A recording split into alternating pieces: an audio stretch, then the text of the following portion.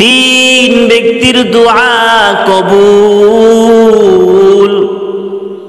এক নাম্বার হলো দাওয়াতুল মাজলুম, মাজলুম ব্যক্তির দোয়া, যার উপর জুলুম করা হয়, নিপীড়িত ব্যক্তি হলো মাজলুম। সেই মাজলুম ব্যক্তি যখন পথ দোয়া করে তখন তার দোয়া আল্লাহ পাক রব্বুল আলামিন কবুল করে নেয়। দুই নাম্বার হলো ওয়া দাওয়াতুল মুসাফির, মুসাফির ব্যক্তির দোয়া, যেদিন প্রচারের স্বার্থে সফর করে সে হলো মুসাফির, ওই মুসাফির ব্যক্তির দোয়া কবুল হয়। তিন নাম্বার হলো ওয়া দাওয়াতুল ওয়ালিদি আলা ওয়ালাদি, সন্তানের জন্য পিতা মাতার দোয়া, মায়ের দোয়া লওরে মুমিন, মায়ের দোয়া লও, মায়ের দোয়া লওরে মুমিন, মায়ের দোয়া লও। বিপদে পড়বে না তুমি যখন যেথায় যাও, বিপদে পড়বে না তুমি যখন যেথায় যাও। মায়ের দোয়া লওরে মুমিন, মায়ের দোয়া লও। নিজে নিজে মনে করো টাকায় আমি হইলাম বড়,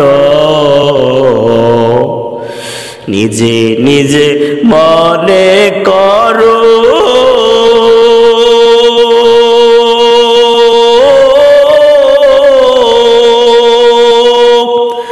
টাকায় আমি হইলাম বড়,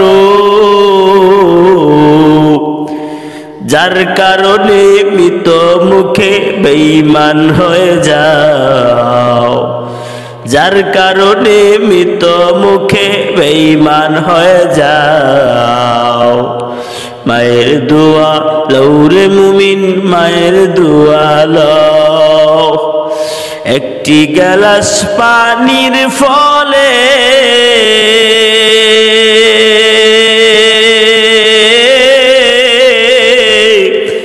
বাইজিদের কুলে তুলে,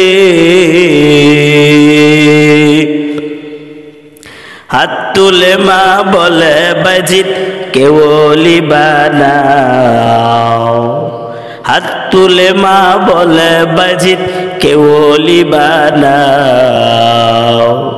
মায়ের দোয়া লওরে মুমিন, মায়ের দোয়া লও, মায়ের দোয়া লওরে মুমিন, মায়ের দোয়া লও। মা কত দামি সম্পদ, ওরে উম্মতের দল, যার মা নাই সে জানে মা না থাকার বেদনা কেমন, যার বাবা নাই সে বুঝে বাবা না থাকার বেদনা কেমন, যার যেই জিনিস নাই সেই জিনিস না থাকার কষ্ট সেই বুঝে। এজন্য বলি ভাইরা আমার, যাদের মা বাবা জীবিত আছে কষ্ট দিবা না। আজকে প্রতিজ্ঞা করো রে বাবা, মা বাবা যাদের আছে কষ্ট দিবা না। যার মা নাই সেই তো বুঝে মায়ের ব্যথা। ওরে উম্মতের দল, আমেরিকার এক শহর, নাম করা একটা শহর, আমেরিকার শহরের ঘটনা। এক নাম করা ব্যবসায়ী ছিল, টাকা পয়সা নামে দামে কোনো কিছুরই তার অভাব ছিল না, কিন্তু সে কোনো মডার্ন সোসাইটিতে মুখ দেখাইতে পারতো না, শুধু তার মায়ের জন্য।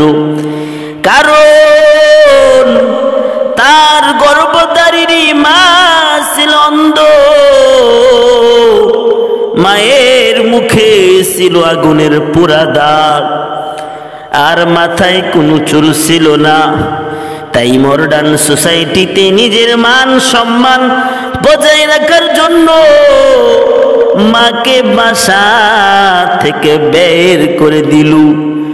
বেচারি অন্ধ মা কেঁদে কেঁদে রাস্তায় রাস্তায় ঘুরে বেড়াচ্ছিলেন। হঠাৎ একটি গাড়ির সাথে ধাক্কা খেয়ে বৃদ্ধা মা মারা গেলেন। ছেলে মায়ের মৃত্যুর সংবাদ পেয়ে তিল পরিমাণও কষ্ট পেল না। ভাবলো ভাবলো আপদ বিদায় হয়েছে। কিছুদিন পর লোকটি কোনো একটি ডকুমেন্ট খুঁজতে খুঁজতে মায়ের লেখা একটি ডায়েরি পেল, একটা চিঠি পেল। ডায়েরিতে লেখা ছিল 5/12/1980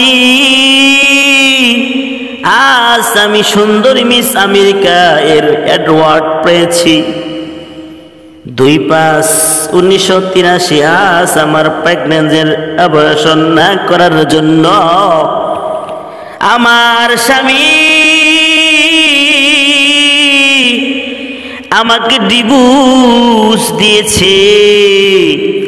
7/3/1985 আমার বাড়িতে আগুন লেগে গিয়েছিল। আমি তখন বাইরে ছিলাম। আমার নয়নের মনি আদরের দুলাল ছিল ঘরের ভিতরে।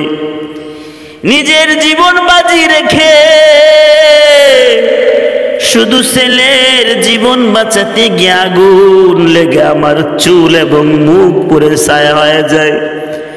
তাতে আমার কোনো দুঃখ নেই, দুঃখ নাই, কারণ আমার নয়নের মনি তো জীবিত আছে।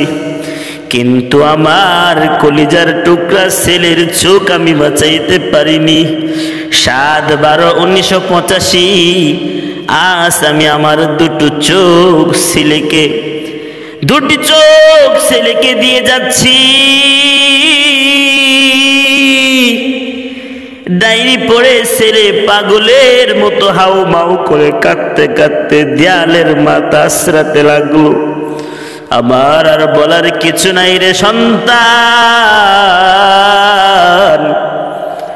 মা সন্তানের জন্য নিজের জীবন বাজি রাখতে পারে, কিন্তু সন্তান বউয়ের কথা শুই না মাকে মারতে যায়। কপাল পুরা সন্তান কপালে লিখে নাও। এই দিন নয়, আরো দিন আছে। এই দিন নিয়ে যাবে ওই দিনের কাছে। আজকে তুমি তোমার মা বাবাকে অবহেলা করতেছো, কপালে লিখে নাও তোমার স্ত্রীর গর্ভে সন্তান আসবে। ওই সন্তানও দেখবা তোমাকে, ওই সন্তানও তোমাদের সাথে এইরূপ আচরণ করবে, ব্যবহার করবে।